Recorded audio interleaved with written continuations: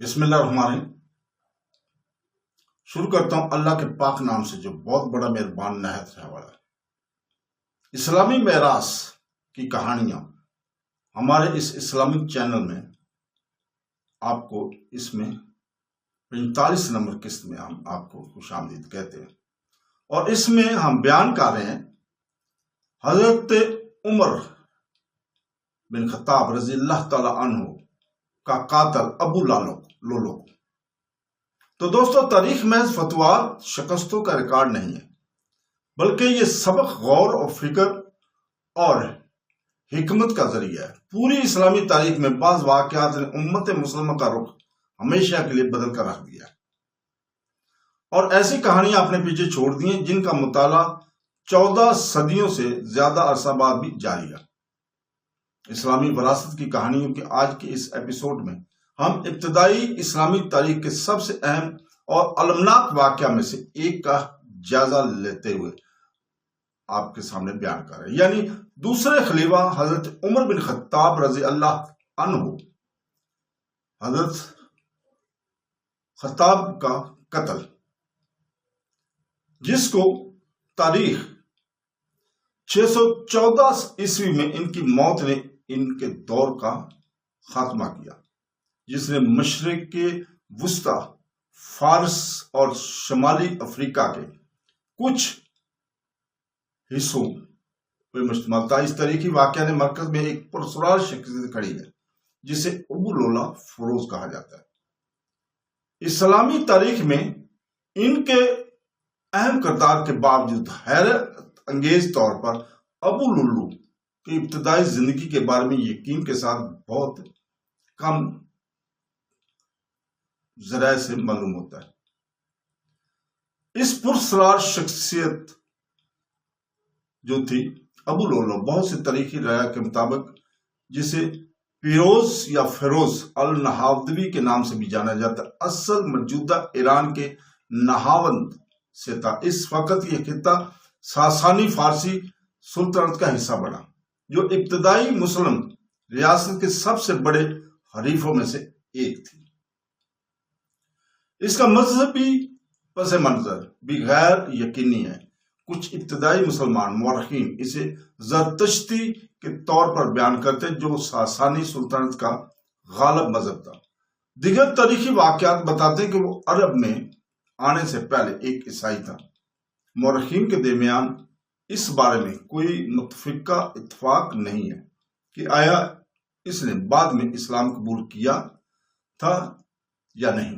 ایک حقیقت جو تاریخی ریکارڈوں میں مستقل طور پر نظر آتی ہے وہ یہ ہے کہ اس کا مورخین ابو لولو کی ساسانی سلطنت کے خلاف مسلمانوں کی مہمات کے دوران پکڑا گیا تھا۔ تاہم یہاں بھی ذرائع مختلف ہیں۔ کچھ کہتے ہیں کہ وہ 636 عیسوی میں القدسیہ کی جنگ کے بعد پکڑا گیا تھا، جبکہ دوسروں کا خیال ہے کہ وہ 642 عیسوی میں نہاوند کی جنگ کے بعد قیدی بن گیا تھا۔ یہ ایک فیصلہ کن فتح تھی جس نے منظم ساسانی مزاحمت کا مؤثر طریقے سے ختم کیا تھا۔ اسیر ہونے کے بعد ابو لولو المغیرہ بن شعبہ کی خدمت میں داخل ہوا، جو کہ پیغمبر اسلام کے ممتاز اصحاب میں سے ایک تجربہ کار منتظم تھے۔ خلیفہ عمر کے دور میں غیر عرب جنگی قیدیوں کو عام طور پر اسلامی ریاست کے دارالحکومت مدینہ میں مستقل طور پر رہنے کی اجازت نہیں تھی۔ تاہم ابو لولو کو اس کی قیمتی تکنیکی مہارت کی وجہ سے غیر معمولی اجازت دی گئی۔ المغیرہ نے درخواست کی کہ اسے مدینہ میں کام کرنے کی اجازت دی جائے، جہاں اس کی دستکاری سے بڑھتی ہوئی مسلم کمیونٹی کو فائدہ پہنچ سکتا ہے۔ المغیرہ کے تحت کام کرنے کے دوران ابو لولو کو اپنے مالک کو روزانہ ٹیکس یا مزدوری کی ادائیگی 2 درہم کی ضرورت تھی۔ یہ محسوس کرتے ہوئے کہ یہ رقم ضرورت سے زیادہ ہے، اس نے خلیفہ عمر سے براہ راست رابطہ کیا اور درخواست کی کہ ادائیگی کی اکثر تاریخ ذرائع کے مطابق عمر نے ان سے ان کے پیشہ کے بارے میں پوچھا، یہ جاننے کے بعد کہ ابو لولو کے پاس کئی قیمتی تکنیکی مہارتیں ہیں، اور حضرت عمر رضی اللہ تعالیٰ نے یہ نتیجہ کیا کہ ٹیکس معقول تھا اور اس نے اسے کم کرنے سے انکار کر دیا۔ ایسا لگتا ہے کہ اس فیصلے سے ابو لولو کو شدت غصہ آیا ہوگا۔ بہت سے کلاسیکی مورخین ٹیکس لگانے پر اختلاف کو قتل کی فوری وجہ سمجھتے ہیں، تاہم جدید مورخین خبردار کرتے ہیں کہ صورتحال زیادہ پیچیدہ تھی۔ کچھ اسکالرز کا خیال ہے کہ وسیع تر سیاسی اور سماجی تنوع نے بھی تقریب کے ارد گرد کے ماحول میں اپنا حصہ ڈالا ہے۔ فارس پر مسلمانوں کی تیزی سے فتح نے بہت سے فارسی رئیسوں، سپاہیوں اور کاریگروں کو بے گھر کر دیا تھا، جس سے بعض گروہوں میں ناراضگی پیدا ہو گئی تھی۔ دوسروں کا خیال ہے کہ ابو لولو نے سیاسی مقاصد کی بجائے مکمل طور پر ذاتی مقاصد پر کام کیا ہوگا، چونکہ دستیاب شواہد محدود اور بعض اوقات متضاد ہوتے ہیں، اس لیے مورخین اس کی صحیح محرک کے یقین کے ساتھ تعین نہیں کر سکتے۔ یہ قتل شہادت مدینہ منورہ میں صبح کی اجتماعی نماز کے دوران ہوئی، جب خلیفہ عمر رضی اللہ تعالیٰ عنہ مسجد نبوی میں نماز فجر کی امامت کر رہے تھے، تو ابو لولو نے اچانک ان پر 2 دھاری خنجر سے حملہ کیا، جو خاص طور پر اس حملے کی تفصیلات کے حوالے سے تاریخی رپورٹس مختلف ہیں۔ کچھ اکاؤنٹس بتاتے ہیں کہ اس نے صرف حضرت عمر اور ایک قریبی نمازی کو چاقو مارا تھا۔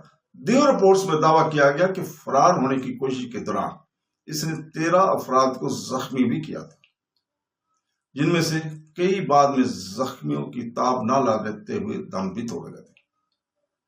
اپنے شدید حملوں کے باوجود حضرت عمر رضی اللہ تعالیٰ عنہ نے مبینہ طور پر ہدایت کی کہ اجتماعی نماز عبد الرحمن بن عوف کی امامت میں جاری رہے۔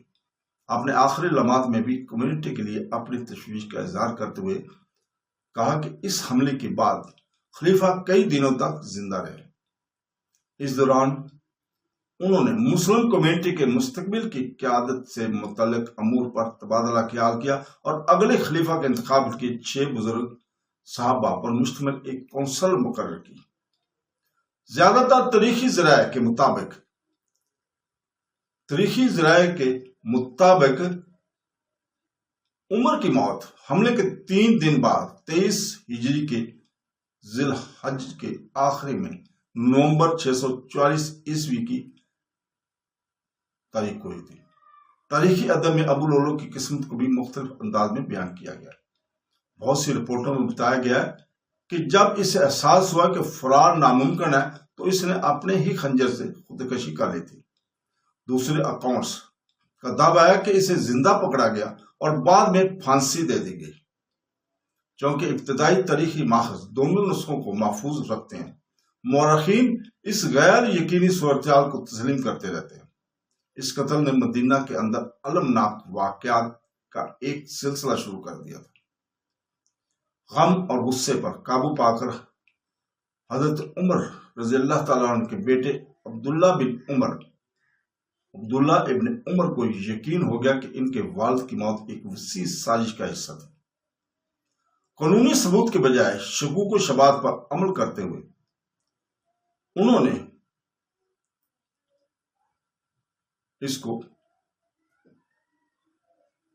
اس کو فارس کے ایک سابق فوجی کمانڈر پر مزن کو قتل کر دیا، جس نے اسلام قبول کیا تھا اور بعد میں مدینہ میں مشیر کے طور پر خدمات انجام دیتی تھی۔ اس نے عراق میں الحیرہ سے تعلق رکھنے والی ایک عیسائی ٹیچر جو فنا کے ساتھ ساتھ ابو لولو کی جوان بیٹی کو بھی قتل کیا۔ ان ہلاکتوں نے نبی کریم صلی اللہ علیہ وسلم کے بہت سے ساتھی کو صدمہ پہنچا۔ سرکردہ مسلمانوں نے ان کارروائیوں کی مذمت کی کیونکہ کوئی بھی قابل اعتماد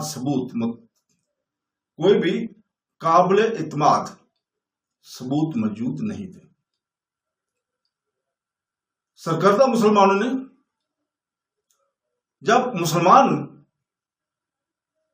عثمان بن عفان تیسرے خلیفہ بنے تو انہوں نے عبید اللہ کو پھانسی نہ دینے کا انتخاب کیا، یہ خیال کرتے ہوئے کہ عمر کی موت کے فوراً بعد ایک اور پھانسی مسلم کمیونٹی کو مزید تقسیم کر سکتی ہے۔ تاہم حضرت علی کرم اللہ وجہ نے اس فیصلے سے سخت اختلاف کیا۔ تاریخی رپورٹوں میں بتایا گیا کہ حضرت علی کرم اللہ وجہ نے اعلان کیا کہ اگر وہ کبھی خلیفہ بنے تو وہ غیر قانونی قتل کے لیے عام اسلامی قانونی سزا کی اطلاق کریں گے۔ جدید مورخین عام طور پر پرانے نظریات کو مسترد کرتے ہیں اور یہ بتاتے ہیں کہ ابو لولو نے حضرت علی کرم اللہ وجہ یا دیگر بزرگ صحابہ کی طرف سے منظم سازش کے حصے کے طور پر کام کیا تھا۔ اگرچہ اس طرح کی نظریات 20ویں صدی کے اوائل میں کچھ اسکالرشپ میں نمودار ہوئے ہیں، لیکن ان کے پاس کوئی قابل یقین تاریخی ثبوت نہیں ہے اور زیادہ تر معاصر محققین ان کو قبول نہیں کرتے ہیں۔ بہت سے مورخین اس شہادت کو ابتدائی اسلامی فتویٰ کے وسیع تناظر میں دیکھتے ہیں۔ اسلامی ریاست کی تیزی سے پھیلاؤ نے مشرقی وسطی کے سیاسی منظرنامے کو تبدیل کر کے رکھ دیا تھا۔ عرب مسلمانوں نے اچانک فارسیوں، شامیوں، مصریوں اور دیگر غیر عرب لوگوں کی وسیع آبادی پر حکومت کی۔ ان ڈرامائی تبدیلیوں نے نامحالہ سماجی، معاشی اور سیاسی تاریخ کو بدل کر رکھ دیا۔ کچھ جدید اسکالر کا استدلال ہے کہ ابو لولو کی اقتدام اور اس کے بعد ہونے والی پرتشدد انتقامی کارروائیاں اسلامی خلافت کے ابتدائی سالوں کے دوران عرب حکمران، اشرافیہ اور نئی فتح شدہ آبادی کے درمیان بڑھتے تناؤ کی عکاسی کرتی ہیں۔ اس کے حقیقی محرکات کچھ بھی ہوں، ابو لولو کے حملے نے اسلامی تاریخ کا رخ بدل کر رکھ دیا تھا۔ خلیفہ عمر کی موت نے ابتدائی مسلم ریاست میں توسیع اور انتظامیہ کی کامیاب ترین دوروں میں سے ایک کا خاتمہ کیا۔ اس نے سیاسی پیش رفتوں کا ایک سلسلہ بھی شروع کیا جس نے آخر کار اسلامی تاریخ کا پہلا بڑا خانہ جنگی، پہلا فتنہ شروع کیا۔ اس وجہ سے ابو لولو 7ویں صدی کے سب سے زیادہ متنازع اور زیر بحث شخصیات میں سے ایک ہے۔ ان کی زندگی اس بات کی وضاحت کرتی ہے کہ کس طرح ایک واقعہ تاریخ کے دھارے کو بدل سکتا ہے، جبکہ ہمیں یہ بھی یاد دلاتا ہے کہ تاریخی ماخذ کا ہمیشہ بغور تنقیدی اور ان کے وسیع تر تاریخی تناظر میں مطالعہ کیا جانا چاہیے۔